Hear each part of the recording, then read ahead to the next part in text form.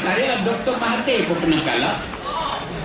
Masa dia sudah jadi Perdana Menteri, dia jadi calon untuk wakil ke Perhimpunan Agung UMNO, kalah. Itu kalah di situ, tapi tidak bermakna bahawa orang-orang agama tidak dimanfaatkan, tetapi di peringkat tinggi. Jadi penasihat, jadi perbincangan, bukan kita itu saja. Bahkan ada Perdana Menteri pernah dia nak tahu pasal PAS. Dia nak tahu pasal PAS betul-betul, dia adakan perbincangan. Macam mana di antara orang-orang yang lepas daripada yang masuk UMNO ni, kemudian dia bincang, dia nak tahu apa sebenarnya, dia tidak mau telur-telur itu saja. Okey, terima kasih Datuk. Saya nak tanya Yang Berhormat Datuk Amal satu soalan yang ramai tak tahu. Sebab Datuk bercakap mencadangkan supaya Tok Guru menamakan siapa pengganti beliau. Dan cadangan Datuk itu kemudian menimbulkan satu polemik yang cukup besar dalam politik negara. Soalan saya, kenapa Datuk buat cadangan seperti itu? Dan yang kedua, ada dakwaan yang menyatakan bahawa Datuk cepat-cepat macam nak ganti. Sebabnya Datuk soalan latar belakang kepada statement saya itu ialah saya berbincang dengan wartawan, menanyakan beberapa soalan. Antara soalan itulah soalan dia tanya, adakah pada pandangan saya Tok Guru perlu menamakan penggantinya, kerana pada pandangan wartawan suasana yang bergolak di Kelantan ialah kerana tidak jelas siapa pengganti. Itu wartawan yang bertanya. Jadi saya hanya respon, pada pandangan saya memang elok kalau Tok Guru menamakan penggantinya, sebab kita tak nak Tok Guru berhenti dengan secara mengejut, sebab dia akan memberikan kesan kepada peralihan kuasa dan juga suasana politik. Itu saja. Ustaz jelas. Itu saya faham tu. Sebelum saya jawab selalu dah tu. Tak, belum lagi. Tetapi akhbar ni meng-highlightkan itu saja. Yang lain-lain yang kita bincang dia tak highlight. Dan polemik inilah surat khabar, bukan kita. Kita tak ada masalah surat khabar ya. Sebab dia nak untuk melakukan jualan dia, maka dia sengaja mencipta polemik. Terima kasih Datuk. Jadi Ustaz Fendi, saya nak tanya soal yang ramai yang tak tahu ni berkaitan dengan minyak.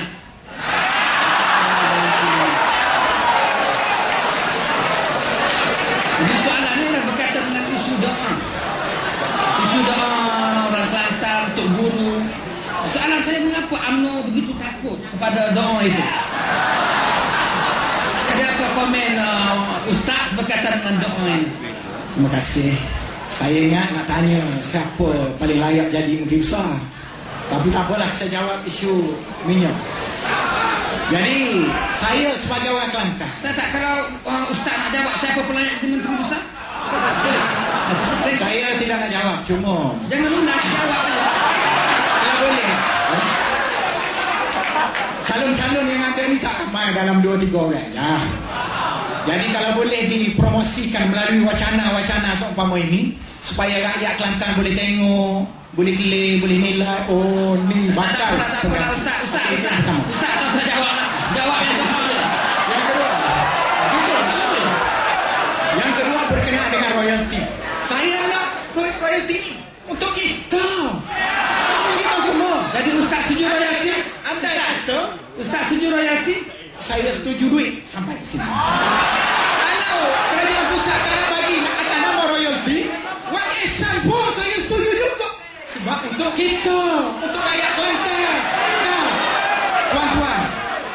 tuan-tuan tahu ke tidak, kenapa Kelantan kalau bawa pergi mahkamah, cara mahkamah Malaysia, bahkan bercara di mahkamah dunia pun kemungkinan tidak akan berjaya. Sebab itulah kemarin Datuk Haji Husam Musa sebut dalam surat khabar, kemungkinan kita akan bagi rakyat yang menjadi hakim di mahkamah rakyat pada pilihan raya akan datang. Saya bertanya-tanya, kenapa tak bawa melalui saluran perundangan yang ada? Bawalah, kita bercara. Kita beri oleh Hamama, kita bercara di mahkamah no. Rupa-rupanya dari segi perundangan maritim ni bukan gali emah bawah rumah kita. Undang-undang tanah, kalau rumah ditemui bawah rumah kita, perak temaga ditemui bawah rumah kita, mengikut undang-undang tanah, mah tadi menjadi milik negeri, milik state. Tetapi Tapi undang-undang maritim, undang-undang di perairan, lebih-lebih lagi beratus-ratus batu nautika di tengah laut, ianya menjadi hak persekutuan. Nah, kalau saya hak persekutuan, saya mengalu-alukan dan mengucapkan terima kasih pada Yang Amat Berhormat Perdana Menteri di atas pemberian wang ihsan kepada rakyat Kelantan. Yang penting rakyat Kelantan dapat menerima duit tersebut dan tempoh yang ada. Terima kasih pada Datuk Seri Perdana Menteri. Lagi. Yang kedua, doa. Ustaz. Doa. Tak apa sebelah ke doa ni. Dah. Kuat sikit pemuda. Doa ni. Tuan-tuan, saya cabar tuan-tuan. Carilah dalam sejarah Nabi SAW. Buat marilah kitab mana-mana. Kitab besar, kitab kecil, kitab panjang, kitab pendek.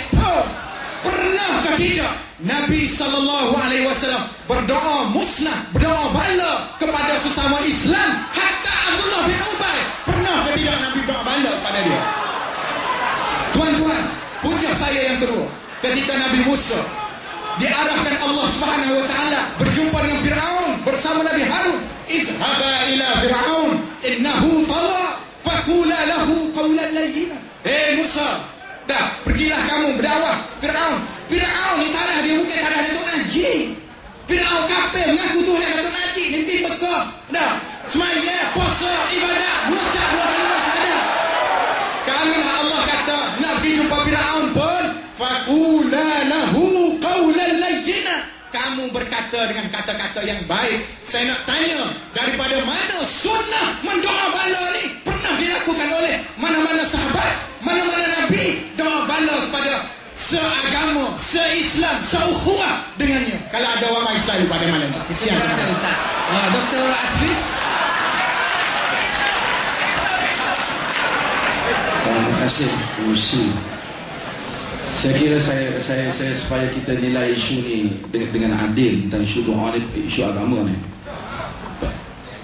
Pertama, saya tak suruhlah siapa-siapa doa dan siapa-siapa, tetapi untuk kata boleh tak kita buat contoh supaya kita faham ni isu hukum.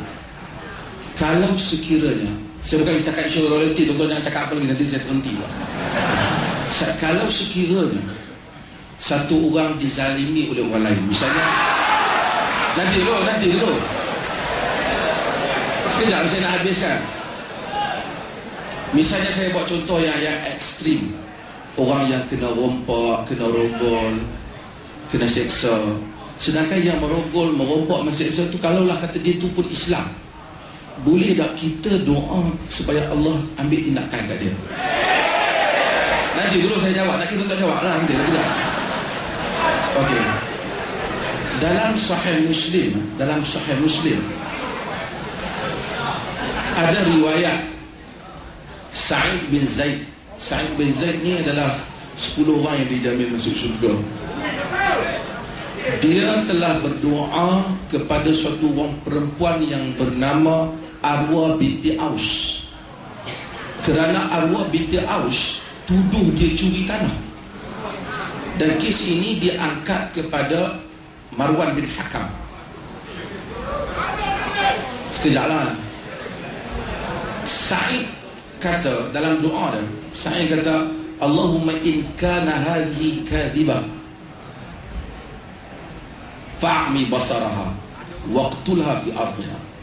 Ya Allah, jika dia bohong, maka butakan mata dia dan bunuh dia di atas tanah. Nanti tuan-tuan, saya tak habis lagi, saya tak dapat kesimpulan ni. Jadi kes ini, dan memang ternyata Arwah binti Aus mati, jatuh buta pada akhir hayat dia, dan dia jatuh mati dalam lubang di tanah dia, dan dia selalu kata, aku terkena doa Sa'id bin Zaid.